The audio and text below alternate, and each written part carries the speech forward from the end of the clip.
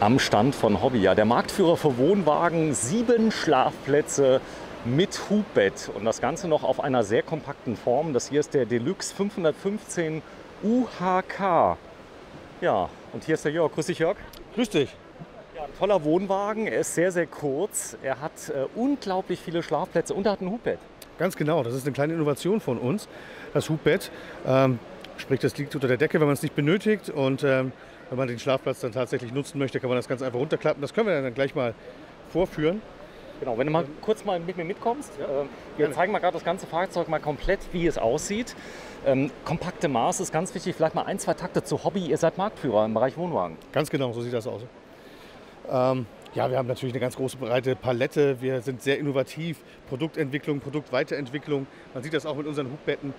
Da möchten wir natürlich weiter vorne auf dem Markt mit vertreten sein und deswegen haben wir dieses Modell rausgebracht. Ja, es gibt immer mehr den Trend, dass man die Sachen, die man nicht benötigt, auch nicht mitschleppen möchte.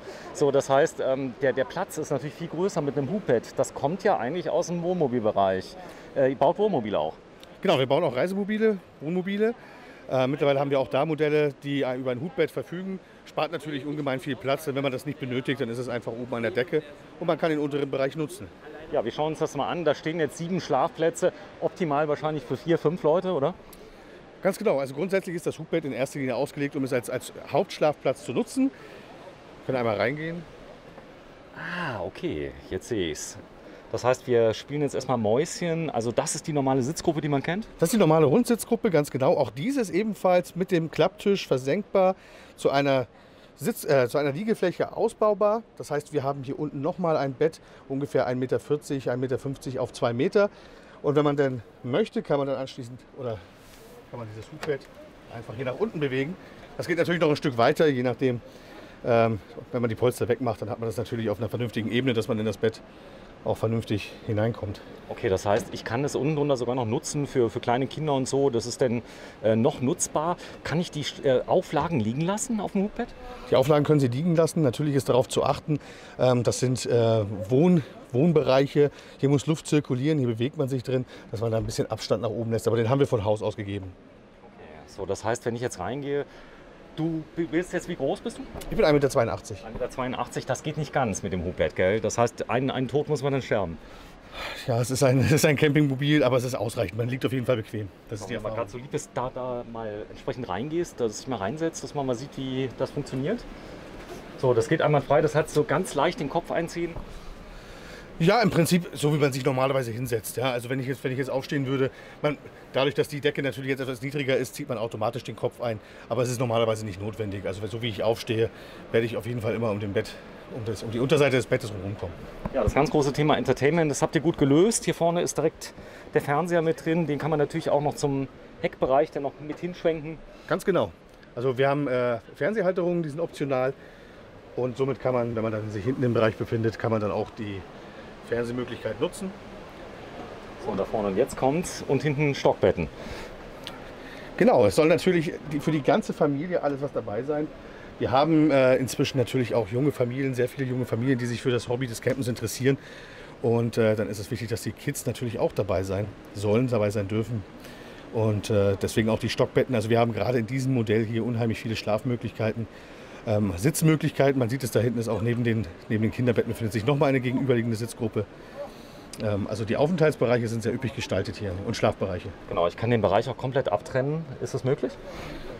Wir haben, genau. Patricia ist sehr, sie hat schon entdeckt. Eine Schiebetür. Aus Gewichtsgründen ist diese Faltlamellentür eingebaut. Es gab natürlich auch mal diese richtigen Schiebetüren, die aus 2 Komponenten bestanden. Davon sind wir weggekommen, einfach um das Gewicht halten zu können, was wir momentan in den Fahrzeugen haben. Okay, also nochmal zusammenfassen. Ich habe hier links nochmal eine Spielmöglichkeit für zum Beispiel Kinder. Vorne können auch die entsprechenden Erwachsenen sein. Die sind aber sehr stabil, die Betten. Das heißt, hier unten könnte auch mal der Papa liegen, oder? Wenn der Papa nicht zu schwer ist. Also momentan ist das Bett, soweit ich weiß, auf 80 Kilo ausgelegt. Man muss es ja nicht ausreizen. Es ist auf jeden Fall auf 80 Kilo zugelassen. Und da kann man sich natürlich auch mal reinlegen, das ist richtig. Ja, das ist recht wertig gemacht. Das heißt, ihr habt jetzt nicht nur hier so einen Haken da einfach hingehangen, sondern da ist ja was drunter, damit es nicht klappert. Das Auge ist ja mit, oder so ein bisschen. Ganz genau, wir achten natürlich auch auf Design. Und das ist ganz wichtig. Wir sind inzwischen in der Branche davon weggekommen, dass das alles nur noch funktionell ist, sondern natürlich spielt die Optik auch eine Rolle. Man soll sich wohlfühlen. Es ist ein Luxusgut, das heißt, man möchte sich auch ein bisschen, ja, ich möchte nicht unbedingt sagen wie in einem Hotel, aber es soll nicht alles kalt und steril wirken, nur funktionell. Wie du schon gesagt hast, wir haben hinter diesen Haken haben wir praktisch dieses Lederboard, das auch die Kleidung vernünftig hängt, dass sie nicht mit dem Reißverschluss hier andauernd am Holz klappert. Also diese kleinen Feinheiten, die sind mittlerweile im Wohnwagenbereich oder im Reisemobilbereich vorhanden. Weiß und Holz, das dominiert bei vielen im Moment. Ihr habt das auch übernommen, das heißt, alles wirkt sehr hell. Ja, das hat auch den Hintergrund, früher waren die Wohnwagen relativ dunkel gehalten. Der Innenraum wirkte dadurch relativ oder recht stark dunkel. Davon sind wir auch ein bisschen abgekommen. Es soll freundlich wirken, es soll hell wirken. Wir haben große Dachhauben verbaut, teilweise auch mehrere.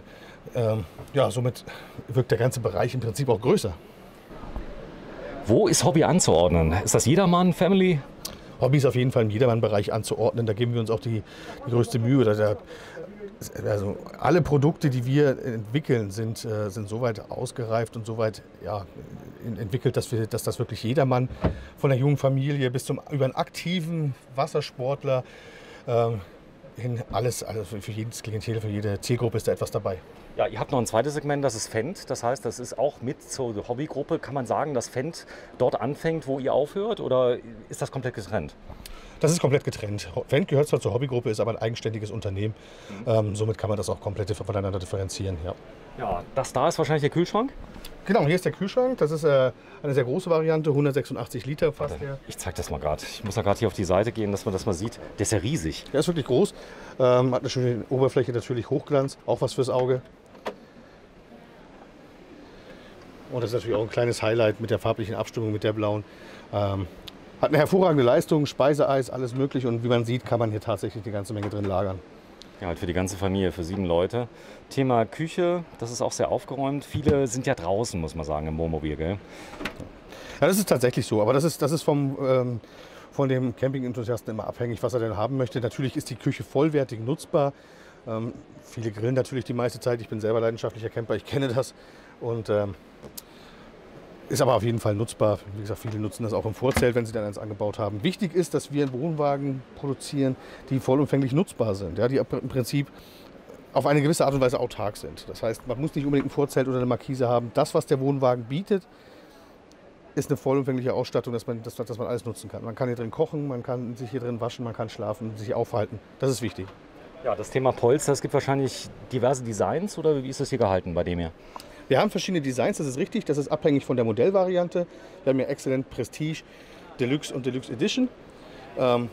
Davon ist natürlich auch die Stoffauswahl, die Farbvielfalt sozusagen abhängig. Ja, ein ganz neues Feld zum Bedienen. Wir haben unterschiedliche Bedienpaneele, das ist richtig. Das ist jetzt noch ein Bedienpanel ohne Anzeige, also ohne das Touchpanel. Ja. Wir haben hier alle Funktionen, wir können jedes Licht schalten, wir können Lichtsegmente, wir können, wie soll ich sagen, bestimmte Bereiche vorprogrammieren, vorspeichern. Okay. Wir können bestimmte Füllstände abrufen, wie man hier sehen kann. Wasser. Das ist jetzt momentan nicht an. Okay, super. Das ist alles mit drin, ja. Das da vorne kenne ich von Morelo, da sind die Gläser mit drin. Das kommt wieder, oder? Ja, das kommt wieder. Ich denke, dass sie auch genutzt werden. Das sieht ja auch schön aus, das ist ja auch hübsch. Und es klappert nicht. Und es klappert nicht. Und vor allem ist es auch leicht, denn es sind Kunststoffgläser tatsächlich, aber die sehen natürlich toll aus und erfüllen auch ihren Zweck. Ja, Duschen und Corona, das war jetzt ganz wichtig. Viele Leute möchten eine Nasszelle haben. Bei euch war immer eine drin? Ja, es ist unterschiedlich. Ja? Nicht jeder Wohnwagen bei uns hat eine Nasszelle oder eine Duschvorrichtung, aber ich gebe dir da recht. Zu Zeiten von Corona, gerade weil es auf den Campingplätzen nicht erlaubt war, die Sanitäranlagen zu nutzen oder nutzen zu dürfen, haben die Kunden natürlich sehr viel Wert darauf gelegt. Das wird auch in Zukunft so sein, einfach autark zu sein, ein vollwertiges Badezimmer nutzen zu können. Und es gibt ja auch die Funktion mit Warmwasser, mit der sogenannten Therme. Da haben wir verschiedene Möglichkeiten oder haben wir verschiedene Modelle. So hat man auch im Wohnwagen Warmwasser.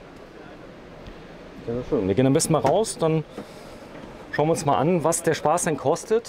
Denn ich sag mal, gerade die Familienmodelle mit Hubbett, am Wochenende stand hier eine große Schlange, oder? Ja, es war ordentlich etwas los. Ist natürlich, auf jeden Fall, wie ich es vorhin schon gesagt habe, haben wir junge Familien, die vermehrt auf das Campingvergnügen zurückgreifen möchten. Das Hubbett ist natürlich eine Innovation, die es so vor kurzem noch nicht gegeben hat. Somit ist das unheimlich interessant, weil auch Platz sparen. Ne? So, Auflastung auf 2 Tonnen, das Thema Zuladung, das wird ja mal wichtiger, Gesamtzuggewicht. Wie geht ihr damit um? Das wird immer geringer. Es ist schwierig, es ist eine Gratwanderung tatsächlich, denn wir verwenden unterschiedlichste Materialien, wir verwenden Holz, wir verwenden Kunststoff, Metall, schwere Metallteile im Unterbodenbereich, im Fahrwerksbereich. Das muss natürlich alles im Einklang miteinander gebracht werden. Die ganze E-Technologie, die mittlerweile von unseren Endkunden, von unseren Abnehmern auch gewünscht ist, zu Recht, wiegt natürlich einiges. Somit ist die Grenze der nutzbaren Zuladung natürlich schnell erreicht. Man muss allerdings auch dazu sagen, dass das keine Transportgeräte sind. Man empfiehlt immer, wenn man solche Fahrzeuge nutzt, so viel wie möglich im Zugfahrzeug aufzubewahren. Ja, es geht nur darum, dass natürlich Euro 6 und Co., ja, das heißt die Anhängelasten, Automatikgetriebe, das geht dann alles runter. Man muss schon sehr genau gucken und die Leute beraten, sonst passt das nicht mehr mit dem Zugfahrzeug. Gibt es denn Leute, die sich ein neues Zugfahrzeug passend zum Wohnwagen kaufen? Das gibt es durchaus, auf jeden Fall. Natürlich auch in Abhängigkeit zum Caravan, zum Wohnwagen. Viele Leute entscheiden sich auch erst vor Ort, haben sich vielleicht erstmal einen Wohnwagen ausgeguckt, ab einer bestimmten Größe, stellen dann fest, es könnte doch eine Nummer größer sein. Und wenn es dann noch tatsächlich ins Budget passt, dann wird sich auch ein entsprechendes Zugfahrzeug dazu gegönnt. So, prima. Ja, das ist hier der Familienbereich. Das ist eine Verkaufsmesse. Das heißt, also man kann sich die Fahrzeuge aussuchen. Ihr habt viele Händler hier auf der Messe? Ja, wir haben einige Händler hier. Natürlich etwas weniger als zum Vorjahr, bedingt durch Corona. Es ist aber dennoch ausreichend Personal vorhanden, sodass jeder auf jeden Fall in den Genuss der Beratung und wenn denn auch in den Genuss des Kaufens kommen kann. Das ist möglich hier auf der Messe. Das heißt, ich kann hier bestellen, kriegt man einen Wohnwagen dann? Genau, also man spricht dann hier mit dem entsprechenden Verkäufer und kann sich den Wohnwagen zusammenstellen, konfigurieren lassen und kann ihn dann praktisch hier kaufen. Ja, vielleicht mal 1, 2 Takte. Das Konzept wurde ein bisschen geändert, 20.000 Leute am Tag maximal. Aber es war am Wochenende war es schön voll, haben sich die Leute an alles gehalten. Ja, also ich bin tatsächlich beeindruckt.